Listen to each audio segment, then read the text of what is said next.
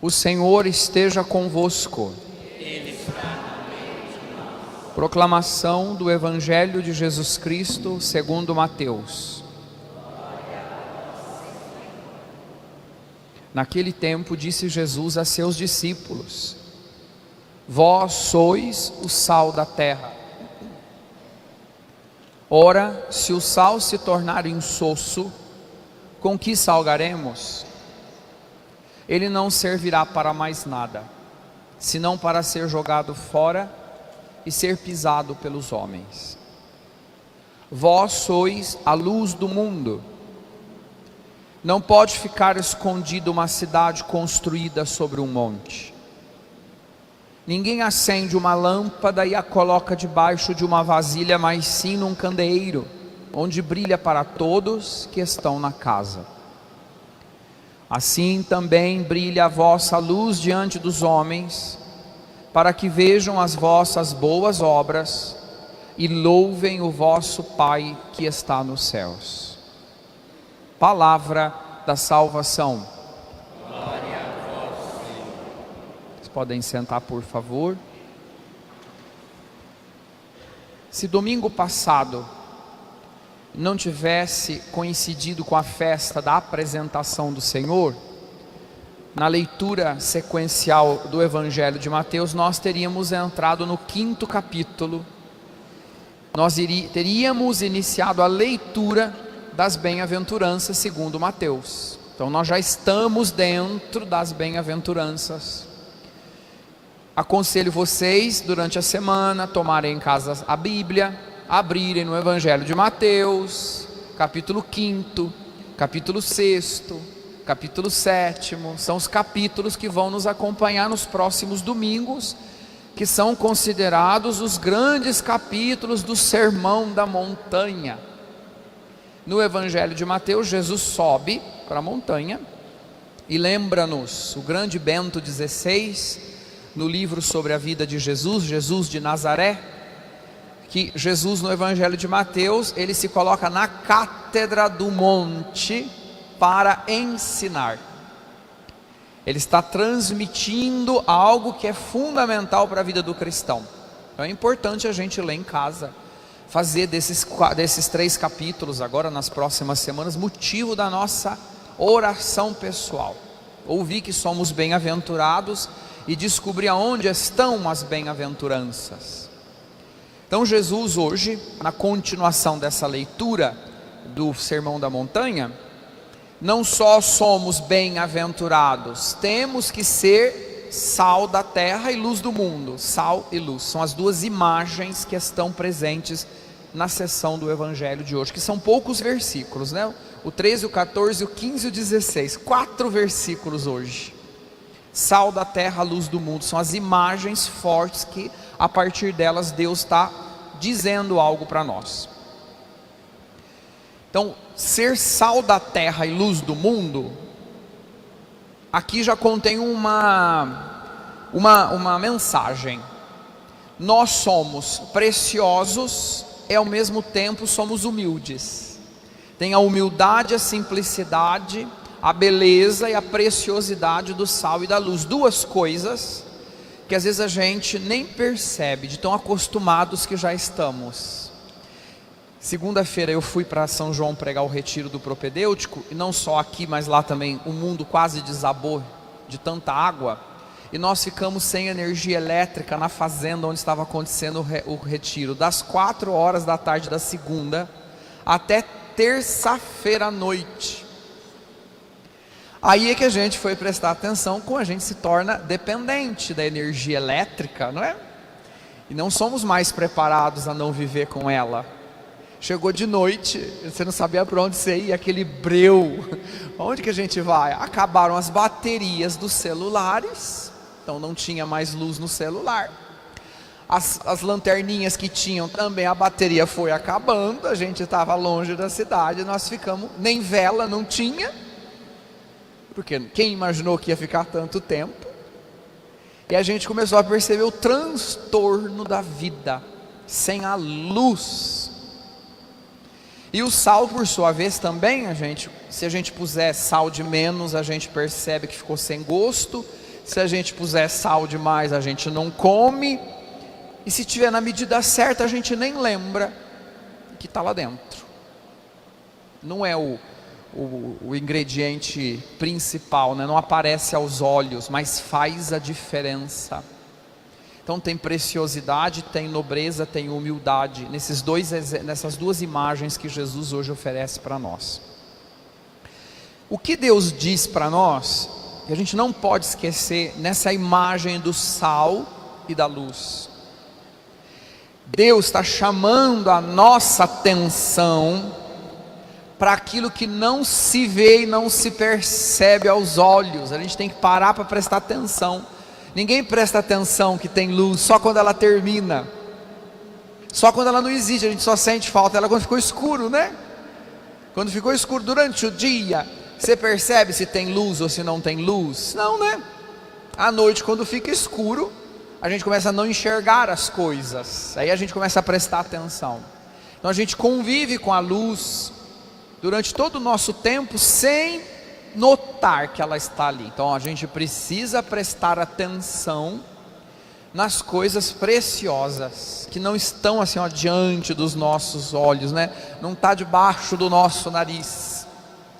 Abrir os olhos, né? Prestar atenção àquilo que é precioso, principalmente aquilo que é necessário, porque o sal, ele tem uma medida certa, só o necessário, mais ele faz mal, menos faz falta. Então tem uma medida certa, o que é necessário, que tem sido hoje a dificuldade nossa, descobrir o que é necessário, porque criam tantas urgências para a gente, criam tantas necessidades para a gente vivia muito mais com tanta simplicidade. Hoje criam dependências para nós. O que é realmente necessário?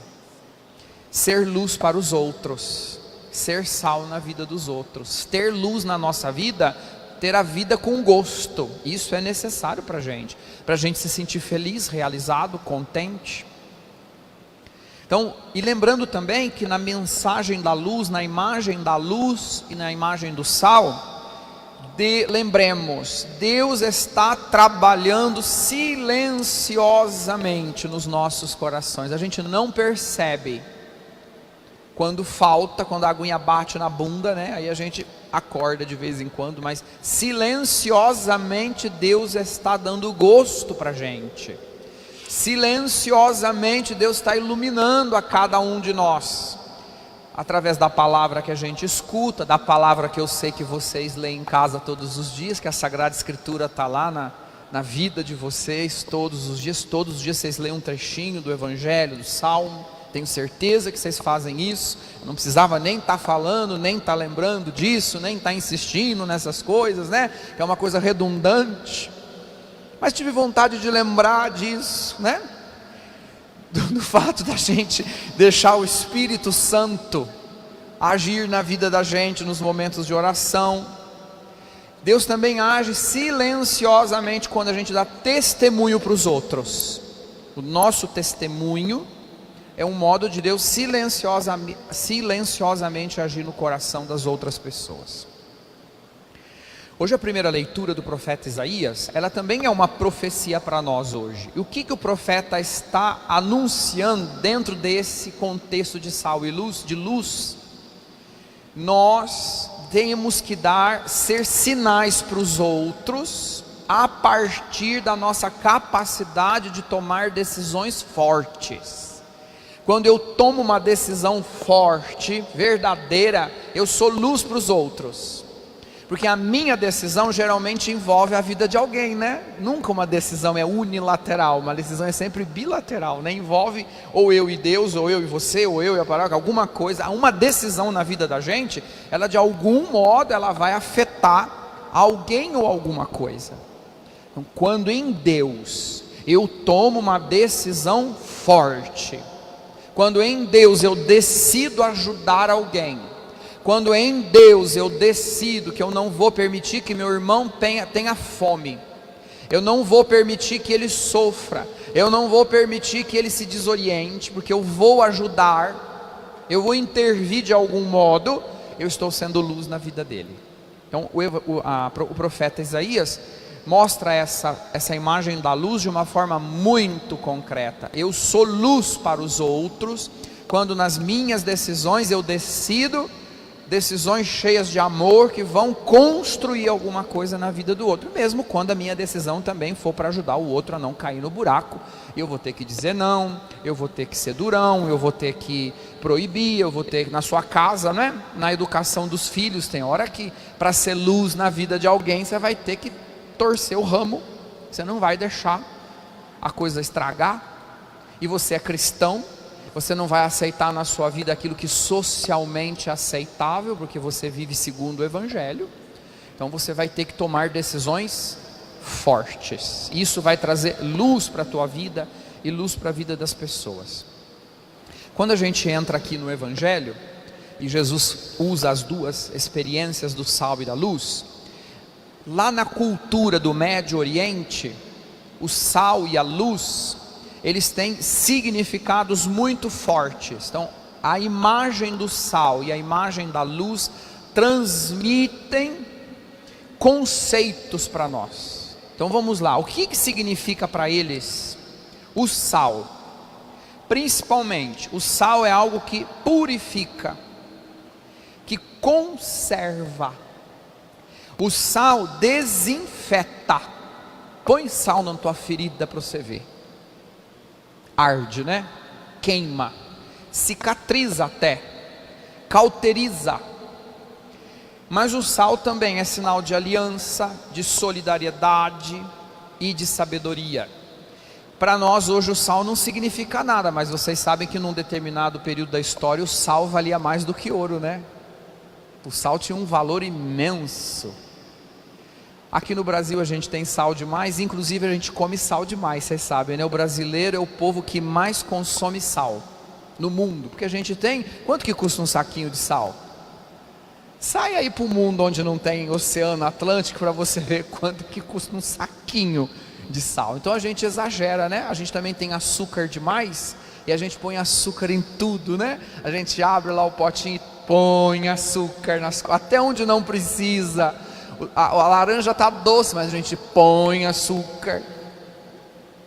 Depois tudo que é demais faz mal para a gente, né? Tanto sal quanto açúcar. E a luz,